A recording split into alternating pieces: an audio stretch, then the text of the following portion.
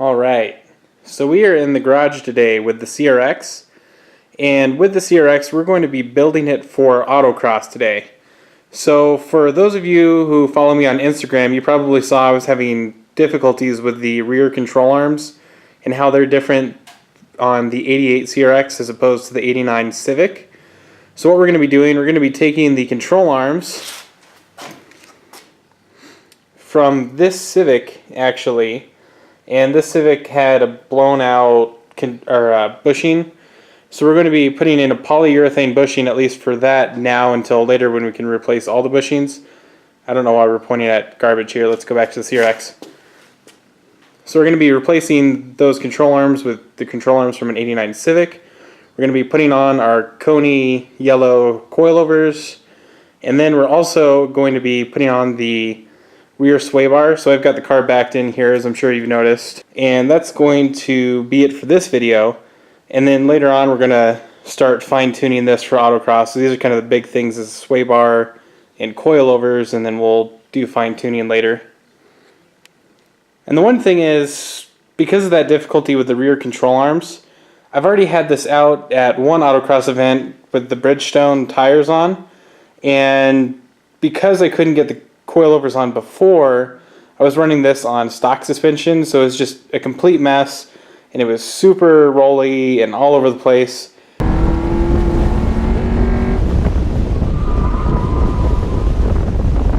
So it's going to be nice to get this new suspension on here and see how it behaves at Autocross with the right stuff on it and not probably 29-year-old suspension on there. So here are the coilovers and the sway bar that we actually took off of Cinemuffin that we're going to be installing onto the CRX. So I've already got the car up on jack stands. Now let's go ahead and get the wheels off of here. And once we get the wheels off, we're going to just kind of drench this thing in penetrating oil while we get to work on the control arms. Alright, so here we can see the control arm and how it's this design here and how it's different from the Civic control arms. So let's get this all drenched in penetrating oil, and then we'll see how things are going.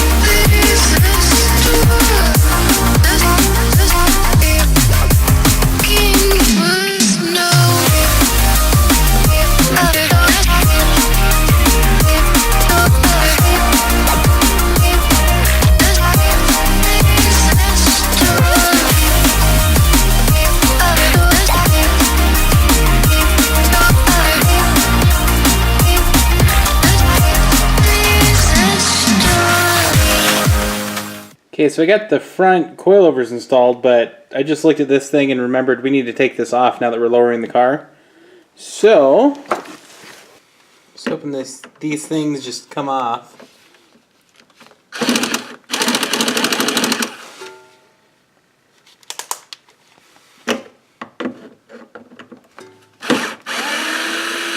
Oh wow, they came off a lot easier than I thought it was going to. Look at that, we got weight reduction from all the leaves we dropped.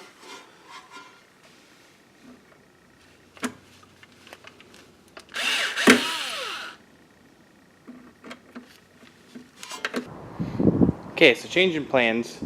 We're in the storage shed today, and things didn't go as planned with the lower control arms that I had. Trying to push out the bushings, the press failed.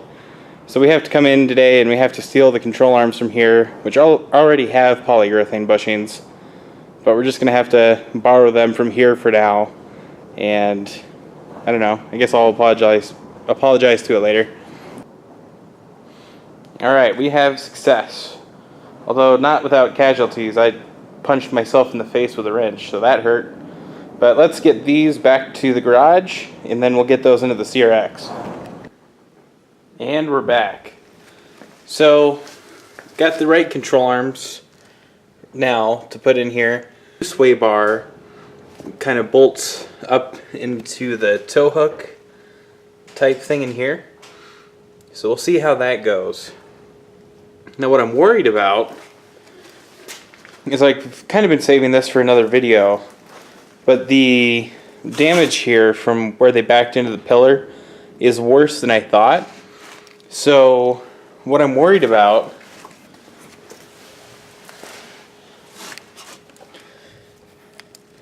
is I'm worried that this might have been pushed forward just a little bit. And if it is, that's going to keep our new sway bar from bolting in here, because the sway bar uses these bolts. So I'm a little bit worried about that, but we'll just see how it goes, and hopefully it's going to fit in here.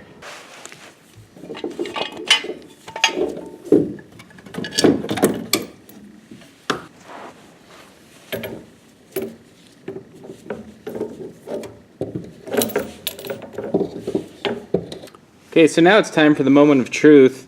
I've got the upgraded sway bar here, and now the question is, can I get the brackets to bolt up, considering that side might be bent forward? Let's get the frame into the picture there. Close enough.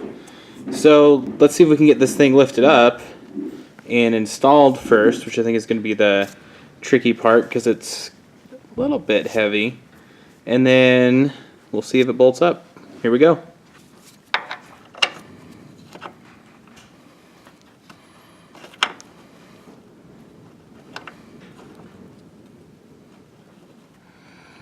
Okay, so I got this side to line up, which is the side that was kind of pushed in from the accident.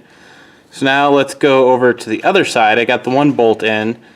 Now let's just see if we can get the other two bolts in. And if so, that's going to be great. Alright, so we got the driver's side lined up too, so frame must not be bent too badly where it matters. I think it's all just maybe cosmetic back there. So we got that to line up. Now let's just tighten everything down and get some coilovers in here.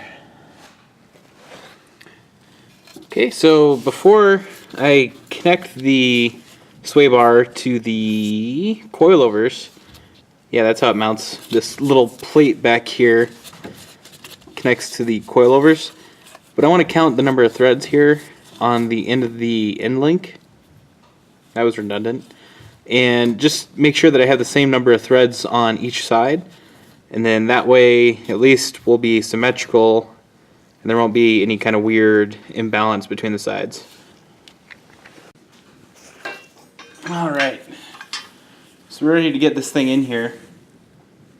But what's kind of annoying about using the sway bar is since it bolts onto the coilover, we have to put the nut on the rear and then the pass-through on the front of the car, or towards the front of the car. So it's just kind of annoying because we have to fish the bolt through kind of around the mud flap type deflector for the drum brakes here. So it's just a little annoying, but you want to pay attention to that if you're doing this on your own, is that you get the coilover oriented correctly to get your sway bar on. Alright, let's see if I can find it in here.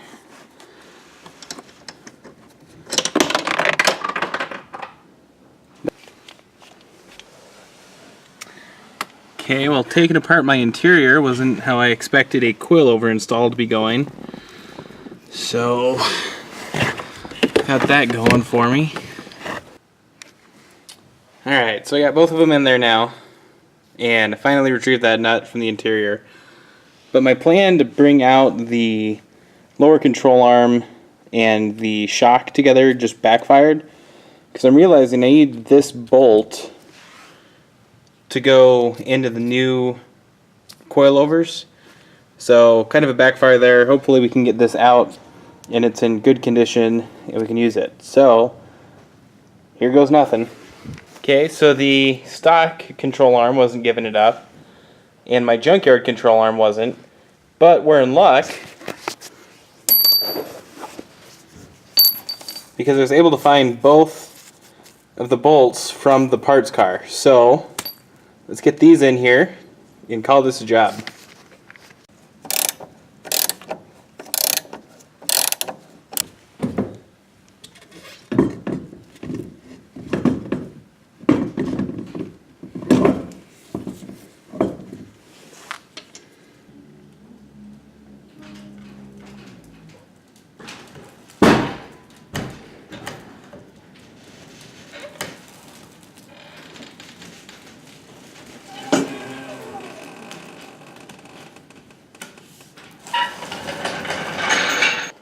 Alright, so we finally have this thing lowered with the control arms finally put on here. It looks pretty good. I like how it's looking with it low. I'm a little worried maybe about the front. This might be a little low. So I'll go for a test drive and see if I'm getting any rubbing, and this might have to just come up a little bit, but we got it.